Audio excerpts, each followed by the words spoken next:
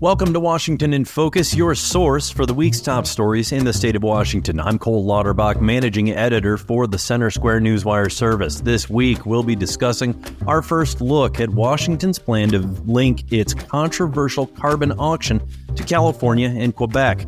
Three activist groups pushing the boundary of the law in their alleged harassment of signature gathering efforts. Despite hundreds of millions of taxpayer dollars spent, the Seattle area's homelessness crisis is still one of the worst in the nation. Spokane officials are making headway on keeping a massive homeless shelter open as the temperatures drop. And how many Washingtonians packed up and left the state last year? That's ahead on Washington in Focus.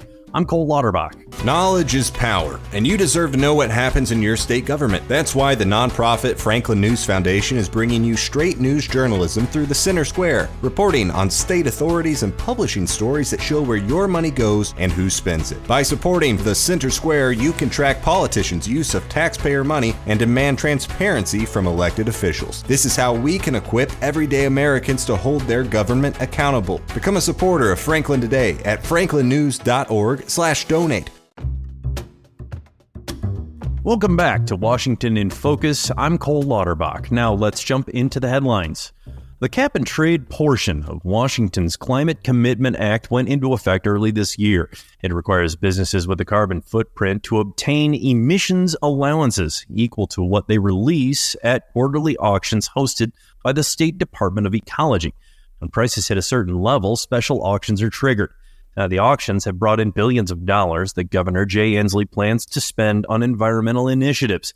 Washington editor Brett Davis had this story. Brett, what did we learn this week from the official language? Well, if I can back up just a little bit on the story, in early November, Department of Ecology Director Laura Watson, she gave her provisional go-ahead to pursue linking Washington's carbon market with California and Quebec as a cost containment tool to ensure the program continues to run smoothly. The draft language for the requested legislation is meant to make changes to the law that may be necessary to allow linking Washington's carbon market with California and Quebec. Proposed changes include revising offset provisions to allow for more offset credits to be sourced from projects on tribal lands, increasing the allowance purchase limit for covered entities from 10% to 25%, and changing definitions and policies related to electricity reporting and imports. Very, very exciting stuff, I know. It's wonky, but it's important. I mean, this has tentacles that reach down into every aspect of a normal Washingtonian's life, from increasing gas prices to about 50 cents per gallon to making groceries more expensive because they require a truck to get them to the grocery store. Now, and these changes, as I say, these carbon auctions have brought in about $2 billion this year. So yeah, you're at about $2 billion, especially considering the special auctions that are triggered, correct? Right. So now these changes that are proposed in order to link to California and Quebec, they represent what, in a sense, a step back in terms of Governor Inslee's ideological policies. What kind of pushback is that change seeing?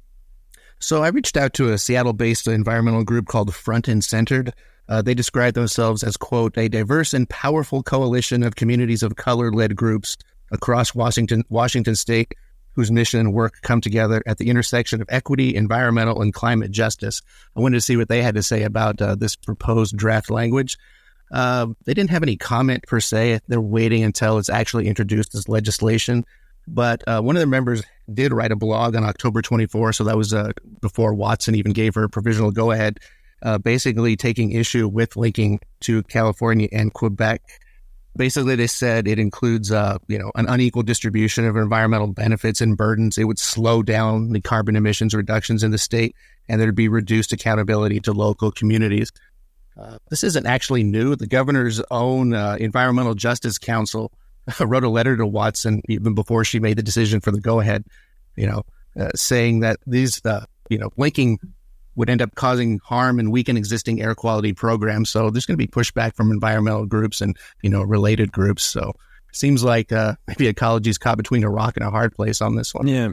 Well, I mean, and that is significant when you have Governor Inslee having appointed a group. So they are ostensibly under his, purview, standing up to him and pushing back on this, saying that we wanted these things. We don't want to link because they represent stepping backwards in terms of our environmental goals.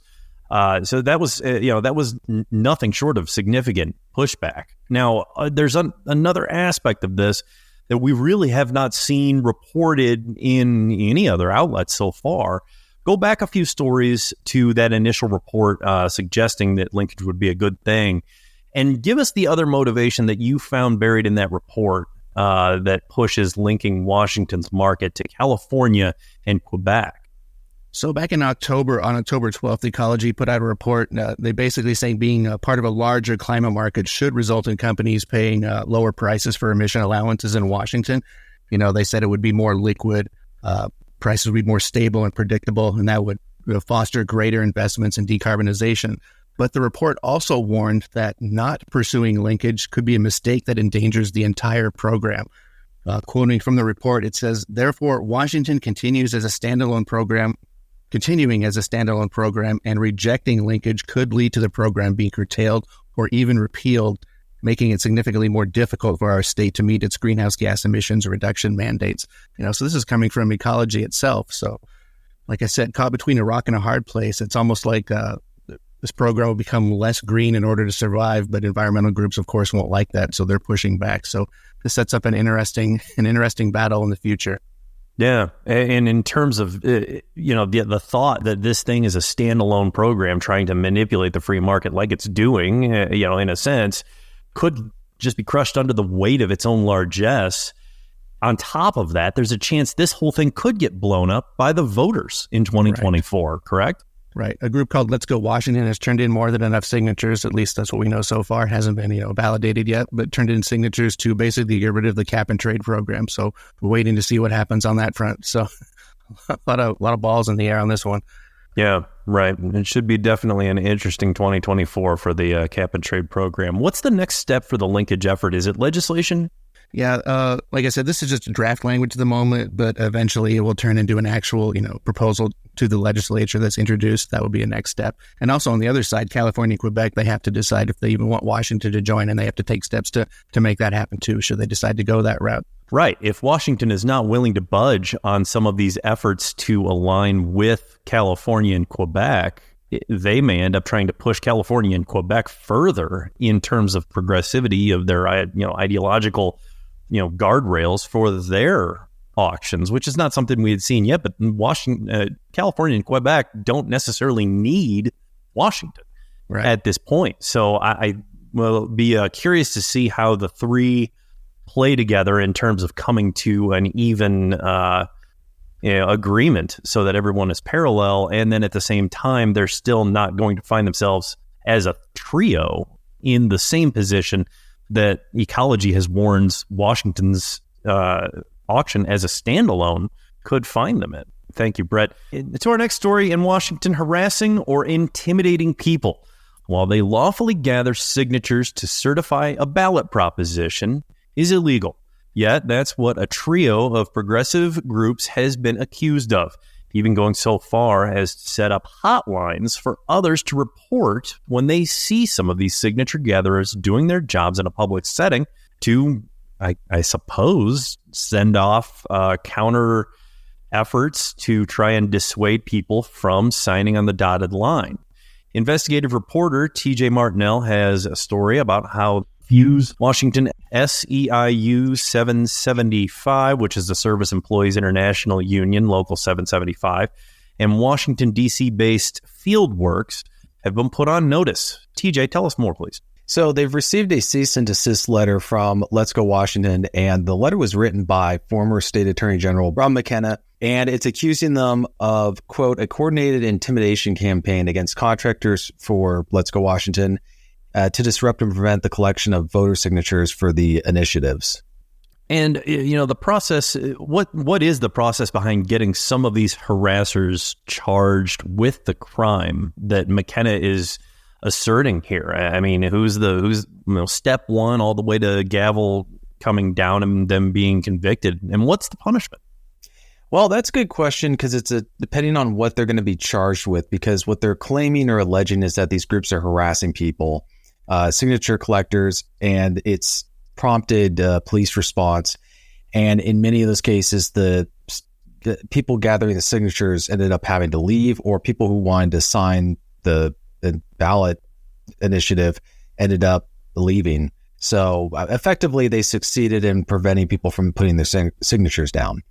Now, is it a misdemeanor? Is it a felony? Do we have the is the language? It's a misdemeanor, a gross misdemeanor in the state. That's interfering with the signature gathering process. Got it. And now, have we heard anything from these three groups in terms of a response? I mean, they got an official cease and desist, so there has to be some kind of response, or has there been any change of action? Have they let up on this campaign to allegedly intimidate the gatherers or the people that would be signing? Well, we have not heard from them. I reached out to them for comment for my stories and didn't hear a response. But the thing where it's going to get interesting is it's potentially prompted private individuals to act on their own initiative and to just go try to harass or interfere with signature gathering. So you've got a situation where people are not explicitly, from these groups, not explicitly saying, go out and harass these people, but they're saying, well, listen, here's a hotline and we may tell you where these people are at. You do what you will. We can't tell you what to do. And in turn, we've seen some real, police involved situations where some of these signature gathering efforts have had to pack up and head elsewhere. Now, since this letter was sent from McKenna, clearly outlining what has been happening and what they're doing and how they're breaking the law, saying cease and desist, otherwise we will take up further legal action. Are we still seeing this harassment take place? Yeah, there was an incident that allegedly occurred at the Issaquah Costco on Sunday where people were gathering signatures for the initiatives inside the store, and a woman went up and started crossing out or blackening out the signatures, so making them invalid. And we don't have a lot of details. We only know what was reported by independent journalist Brandy Cruz, who happened to actually be there. Was at the Costco. Was at the Costco when it happened, just happened to be there. I reached out to the police department for comment. They didn't say anything. It seems to be a matter that's being handled privately or independently. I don't think that there's going to be a police complaint due to various circumstances, but this woman apparently was not, or it's believed she wasn't directly involved with any of these groups, but it's not known. Apparently her identity has been discovered, but they're obviously not naming her yet. Yeah, I wonder how much culpability the organizations that have been kind of subtly hinting about where these people are and what you could or could not do, in the end, should there be a tort, a legal damage right to seek redress, I wonder how much liability they would have in a situation like this. Here's the part where it's going to get a little dicey for them. The hotline, which I called to try to get comment, you go to a voicemail, and one of the things that they ask you to provide is a physical description of the person who's gathering the signatures. Oh. That prompted the state Democrat Party chair to say that they could understand why that would be a problem. So, I think, yes, problematic is an understatement in that regard. So when they're saying that there's a problem on that, it wouldn't surprise me if this hotline made some changes or there was some sort of policy change. The other interesting thing is that they're allegedly trying to bribe people to go to Florida until this whole process is finished. That's what's alleged, is that people were being offered money to go to Florida. So these signature gatherers are getting approached by activists saying, here's money, get out of town. What kind of Chicago mobster political process? This story is just keeps getting wilder. TJ, how long do these petition curators have to get the requisite number of? I think it's the 30th, right? I want to say it's right towards the end of the month. They have right until like just before the new year to turn the signatures in. But obviously, if you're, Let's Go Washington, or you're another group that wants to get these signatures in, you're going to want to have those rounded up so that you can have them and get them to Tumwater. Before that, barring any traffic jams or something like that. The last thing you would want is this massive effort to get hundreds of thousands of signatures in. You get curtailed by traffic on, the highway or something. Right. The other thing that they have to do or make sure is you want to turn in way more signatures than you need, because there's possibility of redundancy. They could say that some signatures are not valid, or that some of they can disqualify some of the signatures. So when they turned in 400,000 for one of the initiatives, they don't need 400,000 on paper, but you want to be over the finish line where there's no margin for error. And I wonder how they're going to treat those signatures that were crossed out by that activist, if they're going to allow those, or if it's going to be a special situation where they're technically, marked over. It looked like I'd seen in pictures online that she'd put X's through them. But then again, I think that they appear to still be legible. I'll be curious to see how those are arbitrated through that signature challenging process, because it was not necessarily something that was on the behalf of the people signing it. It was an active intervention. We'll stay up on this. Thank you, TJ. Now we have a new report from the United States Department of Housing and Urban Development that reveals that Seattle, the King County region, has the third largest number of homeless people in the country. Now, this comes after millions, tens of millions of federal, state, and local tax dollars have been spent to get these people off the streets and into housing and rehabilitated. Seattle reporter Spencer Pauly joins us. Spencer, what did the latest report tell us? So the latest report from the U.S. Housing and Urban Development Department found that Seattle King County region has a little over 14,000 homeless people within the region. That trails only Los Angeles and the New York City area, which New York City has over 88,000, to put that into perspective. And when you look at the state level, Washington State is one of 4 states to have over half of the homeless population in the entire country. That includes California, New York City, and Florida. So it seems like this report shows that Washington and the Seattle area continue to see trends increasing for the homeless population. Now, give us some round numbers on just how much money in terms of federal, state, county, King County has poured millions of dollars into this. How much in total can you tell us has been spent on this effort, not just in 2023, but this has gone back years? Well, I can tell you that the King County Regional Homelessness Authority is the agency that takes the main responsibility of tallying of the homeless population, working to solve the issue. They receive funds from Seattle, King County, and federal departments, including the Department of Housing and Urban Development. So this year, their total budget has been set at $253.3 million. That is an increase from over the collective years, but since this agency has taken initiative or taken responsibility over this crisis in 2020, we have seen over $500 million being spent on this department. What you're seeing here in Seattle even is in the current year, they've dedicated $101.4 million, and that is going to increase to over $114 million to the homeless issue within Seattle.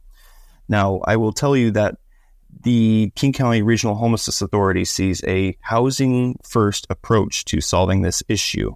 The issue is that this is estimated to cost around $450 million to $1.1 billion per year. And mind you, remember, this year, the agency has a budget of $253 million. So it seems like this, no matter how much funding they're getting, it's not enough. Right. And that's kind of been the story in other states and other cities as well, Los Angeles, San Francisco, and New York. That's only been exacerbated by the migrant crisis, where you have millions of migrants coming into the country needing the same services and competing with homeless for these housing options. Now, Spencer, what's the next chance that we're going to see? Because this is the federal government compiles this from county numbers, and it's more of a local compilation put together by the federal government and then sent out to us, is what you reported on here. What's the next chance we're going to get to see just how many people are living on the streets in King County? We'll soon find out. Next month is when the agency will conduct its 2024 point-in-time count, where they count the number of homeless people living unsheltered throughout the entire region. Now, I have to mind you, and I say this every time, the point-in-time count is not a very accurate statistic. This is because how the homeless population is very mobile. They move in and out of places. They can go down south to Pierce County, up north, so Snohomish County.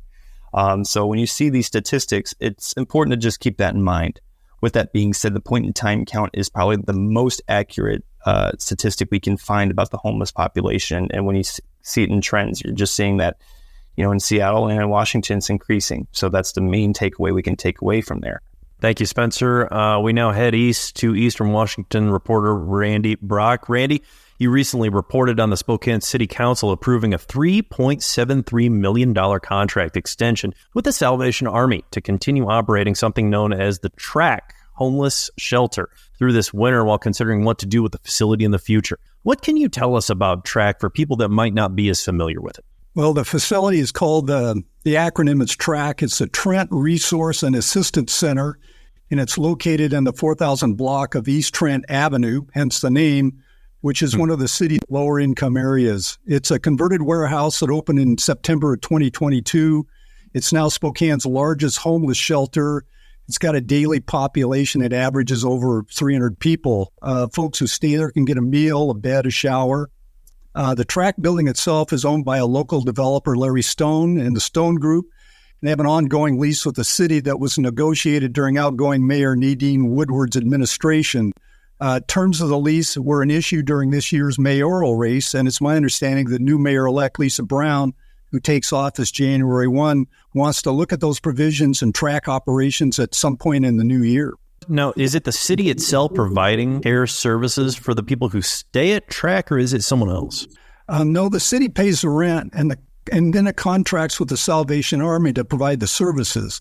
The Salvation Army was not the original provider, but they began that role early this year under a $9 million contract that was set to expire. Last week, the Spokane City Council unanimously agreed to extend that contract through this coming April to ensure the operations continue to the winter months, which can be pretty cold in Spokane. In addition to the TRAC providing basic food and shelter, there's a group called Revive Counseling Spokane that has over a dozen people who visit the site. They offer various counseling services.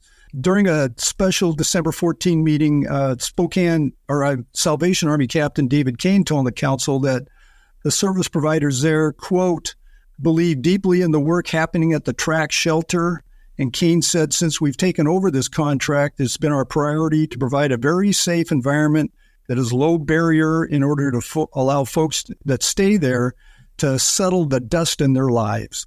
So now the contract extension, that's not a long-term thing. That expires this spring. What happens after April? That seems to be up in the air. According to city documents, this extension is intended to, and I'm going to read this, ensure uninterrupted emergency shelter services through winter and allow for a new transition plan to be created that includes a wind down and transition scope and costs. New effort and administration priorities are required to transition to closure and movement of people and services from May through summer. So there's some bureaucratic language for you. Yeah, right. No kidding. So has there been some backlash over how it's done? Now, there's been criticisms and concerns internally, externally about the costs and what's the best approach to deal with this complex issue of the unhoused and the homeless. The council has heard a couple times from a local guy, Joe Ader, who directs a local faith-based nonprofit called Understanding Poverty. Mr. Ader has questioned the city about dedicating so much funding to the TRAC operations, while there's other groups that are also trying to serve Spokane region's homeless population. And that's also an issue that one of the local state representatives, Jenny Graham, wants to address. She's proposing legislation in the upcoming session that seeks to auditing of some of these homeless programs and providers to ensure more accountability of taxpayer dollars. Thank you, Randy. A big thank you to all of our journalists for sharing their stories today. Now stay up to date with these and more at thecentersquare.com. I'm Cole Lauterbach, managing editor of The Center Square. Until next time, this has been Washington in Focus.